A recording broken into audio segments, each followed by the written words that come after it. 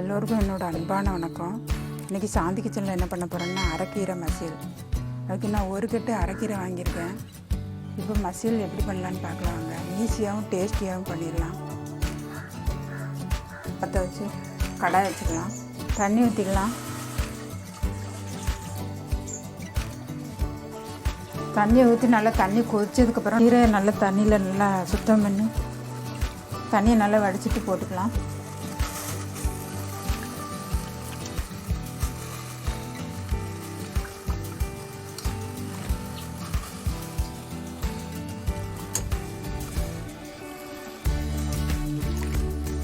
கூடவே நம்ம 4 பல் பூண்டு போட்டுக்கலாம்.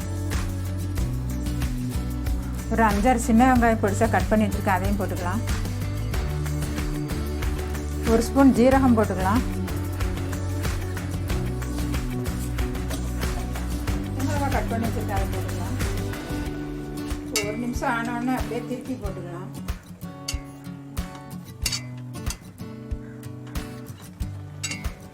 இந்த கீரை சமைக்கும்போது நம்ம மூடக்கூடாது. மூடுனா நம்ம கலர் பச்சையாகவே இருக்காது.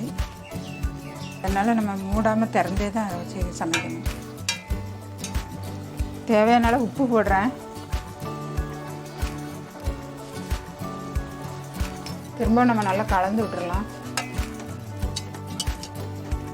ஒரு 10 நிமிஷம் அப்படியே வேக விட்டுறணும்.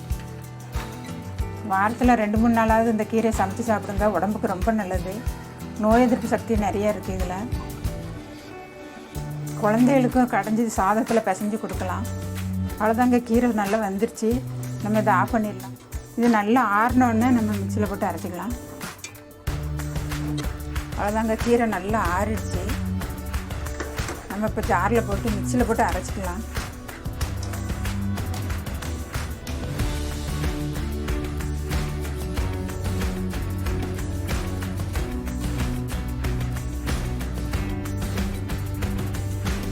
இப்போ நம்ம மிக்ஸி ஜாரில் போட்டாச்சு, நம்ம அரைச்சிட்டு வந்துடலாம். அவ்வளோதாங்க, நல்லா அரைச்சாச்சு. இந்த மாதிரி பதத்துக்கு அரைக்கணும். ரொம்ப மையாக அரைச்சிடக்கூடாது. நம்ம மற்ற வச்சு கடைஞ்சா எப்படி இருக்குமோ அந்த அளவுக்கு நம்ம அரைச்சிக்கணும். நம்ம இப்போ கீரைக்கு தாளிச்சிக்கலாம். ஸ்டவ் ஆன் பண்ணிக்கலாம். நம்ம சமையல் எண்ணெய் கொஞ்சம் ஊற்றிக்கலாம். எண்ணெய் காஞ்சிருச்சு. நம்ம 1 ஸ்பூன் கடுகு போட்டுக்கலாம். கடுகு வெடிச்சிருச்சு. நம்ம 1 ஸ்பூன் காயப்பொடி போட்டுக்கலாம். ஒரு காஞ்ச மிளகாய் பிச்சு வச்சுருக்கேன், அதை போட்டுக்கலாம்.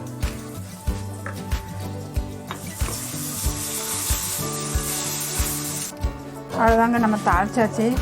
கீரையோடு சேர்த்துக்கலாம். அவ்வளோதாங்க, கீரை மசியலுக்கு நம்ம தாளிச்சாச்சு. அவ்வளோதாங்க, கீரை மசியல் சூப்பராக ரெடி ஆகிடுச்சு பாருங்கள். இதே மாதிரி நீங்களும் உங்கள் வீட்டில் செஞ்சு சாப்பிட்டு பார்த்து எப்படி இருக்குன்னு கமெண்ட்டில் சொல்லுங்கள். இந்த வீடியோ பிடிச்சிருந்தால் லைக் பண்ணுங்கள், ஷேர் பண்ணுங்கள், சப்ஸ்கிரைப் பண்ணிடுங்க. கூடவே பெல் பட்டனையும் கிளிக் பண்ணிடுங்க.